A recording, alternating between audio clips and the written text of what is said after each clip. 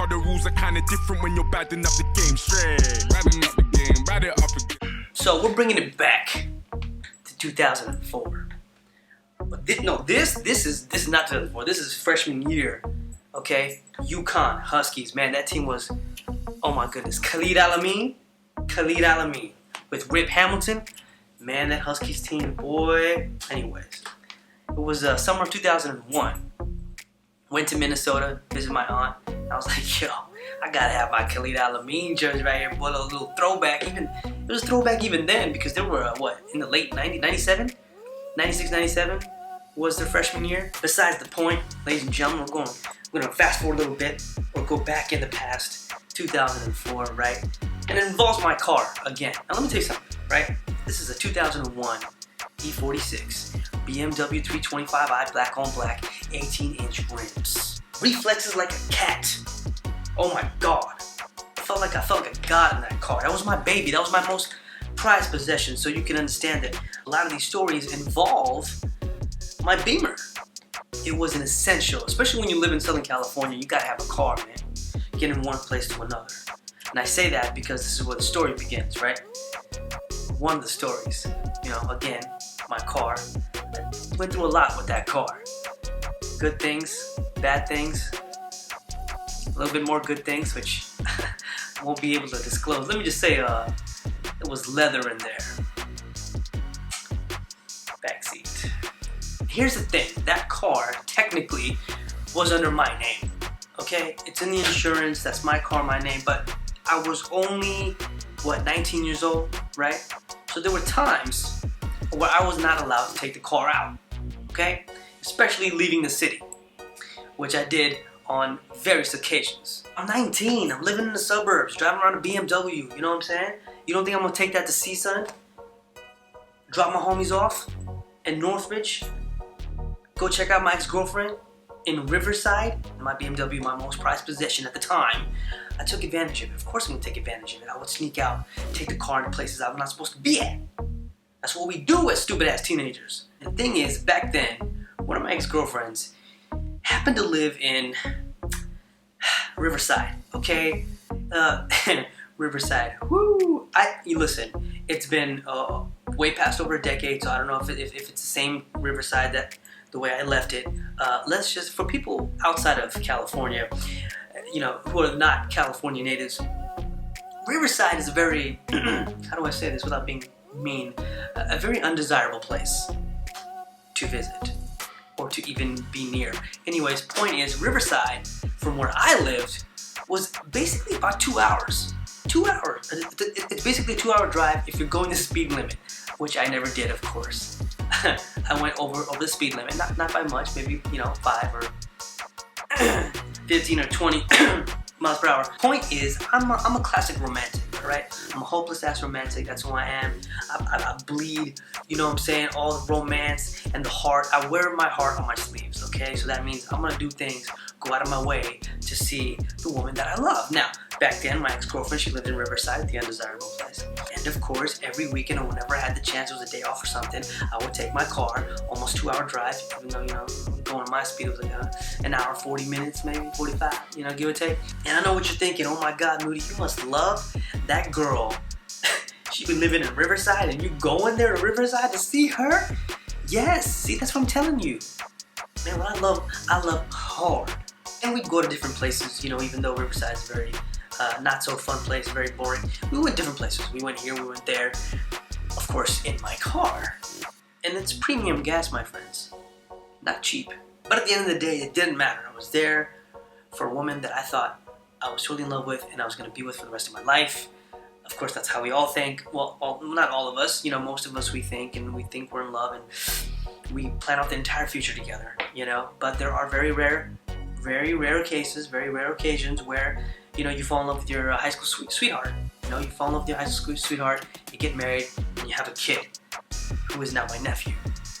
Shout out to my little sister Aisha, who lucked out and married her high school sweetheart. I'm a little envious.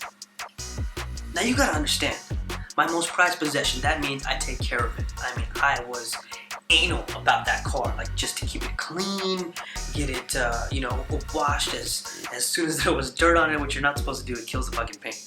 But I was just like uber obsessed with my car because it was my baby, right? You would be overprotective over your baby, right? So I'll be very particular who would be able to touch the car in certain areas of the car. Okay, literally only 2 people outside of me and my father ever touched that steering wheel and actually drove that car. One of them happens to be one of my best friends, one of my closest friends. He's a brother to me. Shout out to Danny, my homeboy Danny. So you can imagine how much I love that car, so I took care of it. Here's the thing. That car was deceptive. Okay, when you're on the highway or you're in the freeway, whatever it is, and you're going 90 miles per hour, it seems like you're going, speed limit 65. You know what I'm saying? And you just going. Then you see a cop, you're like, oh shit, I'm going to check my speedometer real quick. Oh shit, I'm going 90. What the fuck? So I'm having fun, in love and all that stuff, getting all romantic with my ex-girlfriend. And then it's time to go home. I got to get home before my parents get home. They got to see that car in the garage so my ass doesn't get in trouble. So I'm jetting. You know what I'm saying? A little faster than usual. But of course, Southern California traffic will hold your ass up. Kept that in mind. Estimated my time to get home. Alright, it's almost 2 hours. Almost 2 hours. I'm almost there. About a couple of miles away. But of course, there's deadlock. Gridlock traffic. Right? Bumper to bumper, as we like to call it. Remember when I said that car gets you in trouble because it's so damn deceptive? Because you think you're hot shit? I thought I was hot shit.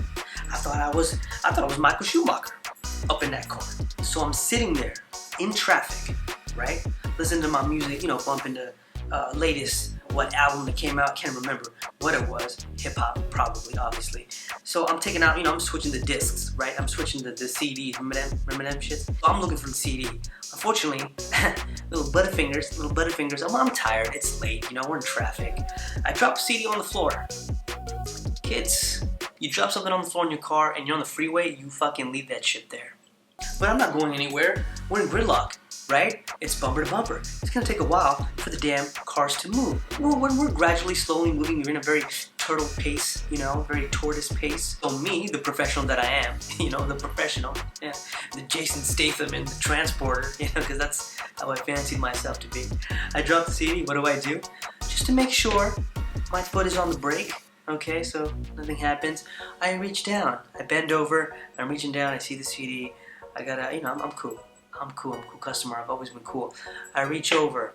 And as I reach over, slowly, very slowly, my foot comes off the brake just a little bit. And that's all he needed. I rear-ended somebody. A pickup truck. Big fucking truck. Inside, I'm telling you, I'm freaking the fuck out. Holy shit, I just rear-ended somebody, even though it was a very snail pace. But mind you, this dude had a pickup truck. I rear-ended him. He got probably like a little dent in the back of his bumper. What happened to my front grille? Fucked up. The front grille of my BMW got fucked up, dented in. Dude came out of the car. He came out of his truck, saw the damage on his bumper, laughed it off. Looked at mine, laughed harder.